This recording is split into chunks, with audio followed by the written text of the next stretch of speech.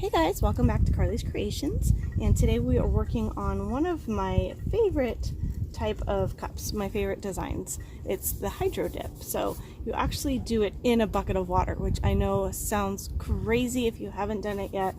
I thought it sounded crazy, and then I did it and I thought, well, this is pretty awesome.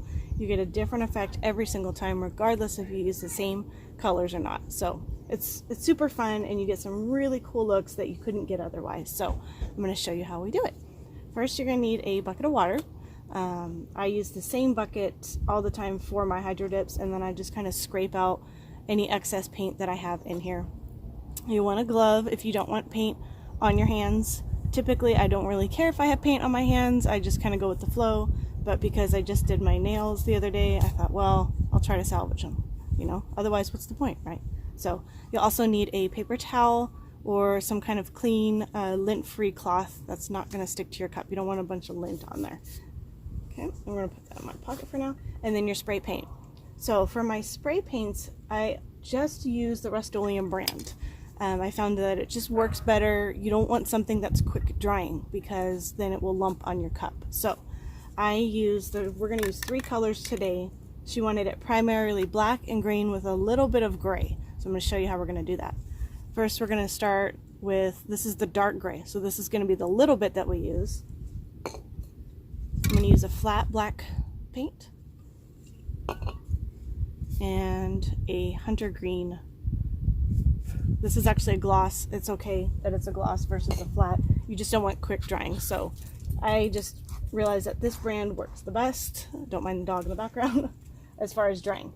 Now, one thing I have learned is I live in the Central Valley of California, where in the summertime it does get very hot.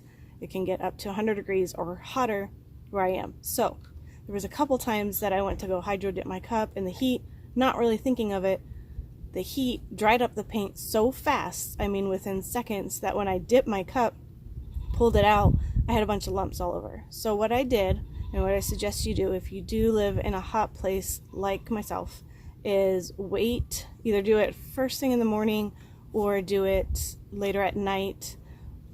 There's times I did it kind of late in the afternoon in the shade, and that worked out better. So just a little tip there for you.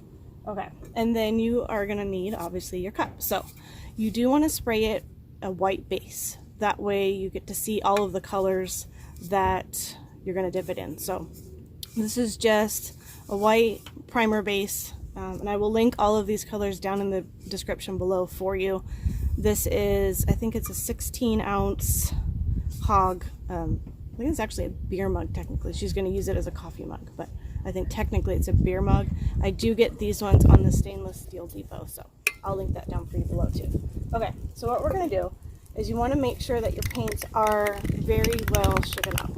And I already started shaking these before the video because, I mean, you don't want to watch me shake spray paint for 20 minutes, I'm assuming. So make sure they're really, really shaken up, really, really good.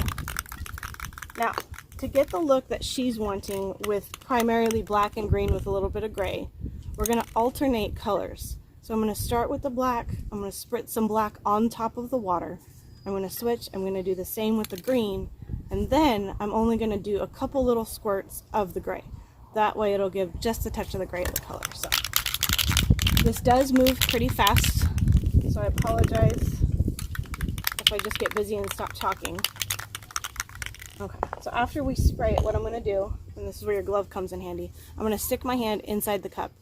I'm going to get my cup, I'm going to take it at an angle, and I'm going to slowly dip and swirl until I get all the way down and the cup is submerged. Once I get under the water, I'm going to twist it around really fast, and that will help keep the water from getting inside, which will also help from paint getting inside. So if you do get paint, I have a little bit of spray paint in here, no big deal, just get some acetone, put on a clean cloth, it'll come right out. So no big deal. Okay? All right. Here we go. So we're going to start with our black, and I'm just going to spray it on top of the water. Make sure you don't have any leaves in here like I do. I live in the country, so there's always leaves and dirt flying. Okay, you're going to spray it in sections all over your water. We're going to switch, I'm gonna add some green. Now, a little bit of gray, she said. So, a couple little spritz, okay? Get your cup. Remember, come at an angle. Very slowly. And I like to twist the cup to get some of the colors going in there. Twist it back and forth. Ready? And there you have it.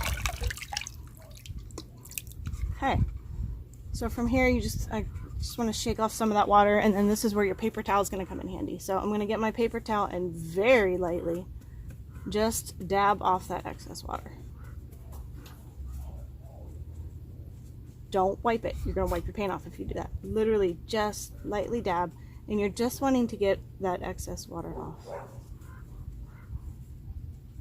If you have like an air compressor, anything like that, you can blow with a little knob.